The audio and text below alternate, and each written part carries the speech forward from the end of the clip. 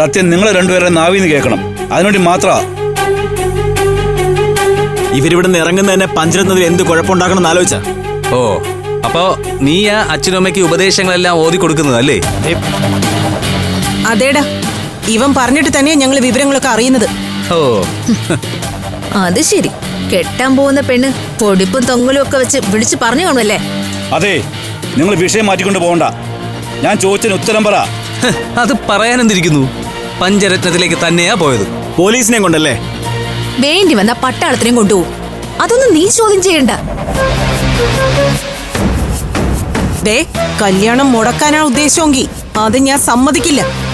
സ്വർണത്തിന്റെ കാര്യത്തിൽ ഒരു തീരുമാനം ഉണ്ടാവണമെങ്കിൽ കല്യാണം നടക്കണം. അതെ, ദിവ്യപ്രഭയുടെ ആധാരം പണയപ്പെടുത്തി അമൃത 2 കോടി രൂപ വാങ്ങിച്ചോ? അങ്ങനെ വാങ്ങിക്കേണ്ട ആവശ്യം അമൃതയ്ക്ക്?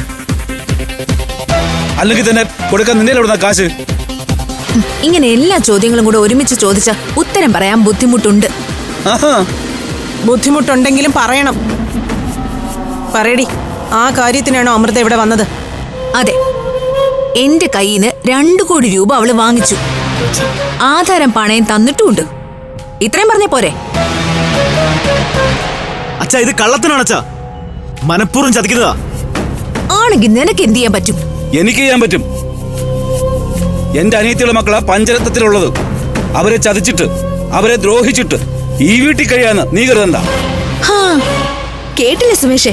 ഈ വീട്ടിൽ നിന്ന് ഇറങ്ങി പോവാനാ ആ പറഞ്ഞതിന്റെ അർത്ഥം. അങ്ങനെ ഇറക്കി വിടാനൊന്നും പറ്റില്ലല്ലോ അച്ഛൻ. ഇതേ അച്ഛന്റെ മാത്രം വീടൊന്നും അല്ല. പിന്നെ ആരോടാടാ? ഈ പുരളം പറമ്പൊക്കെ എന്റെ അധ്വാനം കൊണ്ടുണ്ടാക്കിയതാ. പറമ്പും പുരയിടം ഒക്കെ അച്ഛൻ അവകാശപ്പെട്ടോ. പക്ഷെ വീടിന്റെ കാര്യം മാത്രം പറയരുത്.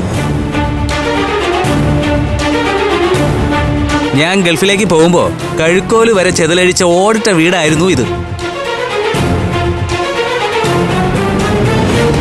മരുഭൂമിയിൽ കിടന്ന് കഷ്ടപ്പെട്ടുണ്ടാക്കിയ കാശുകൊണ്ടാ ഇത് പുതുക്കി പണിതത്. തുല്യമായ അവകാശം എനിക്കും ഉണ്ട്. ഓ, അപ്പൊ നീ എന്നോട് കണക്കും പറഞ്ഞു തുടങ്ങിയല്ലേ? പറയിപ്പിക്കുന്നതല്ലേ? ഞങ്ങളെ തടയാനേ ആർക്കും പറ്റില്ല. സുമേഷേ, വാ വാ. ഇവിടെ ഞാൻ ഇതൊരു കണക്കൊന്നും പോകില്ല കേട്ടോ.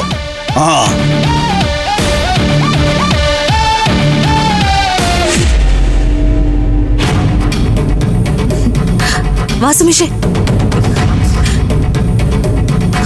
ആ കൈ ഒന്ന് നീട്ടിക്കേ. എന്തിന്? ഒന്ന് നീട്ടിക്കേ.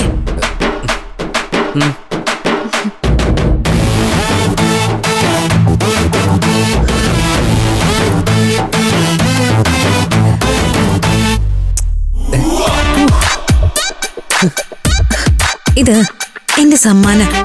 എന്തിന്? അത് ആദ്യമായിട്ട് അച്ഛനോട് ആണത്തത്തോടെ സംസാരിച്ചില്ലേ, അതെനിക്കിഷ്ടായി. ഇനിയും ഇത് തന്നെ ആവർത്തിക്കണം. അച്ഛൻ ഇവിടെ ആജ്ഞാപിക്കാനുള്ള വോയിസ് നഷ്ടപ്പെടണം. ആകാശിന്റെ അഭിപ്രായങ്ങൾ അവഗണിക്കപ്പെടണം. പിന്നെയുള്ളത് അമ്മയാ. അമ്മയുടെ വാ ഞാൻ മൂടിക്കെട്ടിക്കോളാം. ഇതൊക്കെ എന്തിനാ? നമ്മളൊരു കുടുംബമല്ലേ? കുടുംബമാണ്. പക്ഷേ കുടുംബത്തിന്റെ കാരണവരിപ്പോ സുമേഷ് അല്ല. അങ്ങനെയാവണം. ഇവിടെ ഭരിക്കുന്നത് ഞാനും സുമേഷും ആവണം. ആയാല് ഇപ്പോ കയ്യില് കിട്ടിയില്ലേ, അത് കണ്ണില് കിട്ടും, കവിളത്ത് കിട്ടും. അതുകൊണ്ടൊന്നും ആഗ്രഹങ്ങൾ അവസാനിക്കുന്നില്ലല്ലോ. ഞാൻ നിന്റെ ഭർത്താവും നീ എന്റെ ഭാര്യയുമാണ്. പക്ഷേ നമ്മൾ ഇതുവരെ ഭാര്യ ഭർത്താക്കന്മാരായിട്ടില്ല. എന്നോട് വേണോ ദിവ്യേ നിന്റെ ഈ വാശി? വാശി എനിക്ക് എന്നോട് തന്നെ. 60 പവനും പഞ്ചരത്നവും എന്റെ കയ്യിൽ വേണം. അമൃത ഉൾപ്പെടെ 5 എണ്ണത്തിനെ അടക്കി ഭരിക്കണം എനിക്ക്. ഫ്ലവേഴ്സ് സ്മാർട്ട് ഷോ ശനി ഞായർ ദിവസങ്ങളിൽ രാത്രി 9:30 ഫ്ലവേഴ്സിൽ.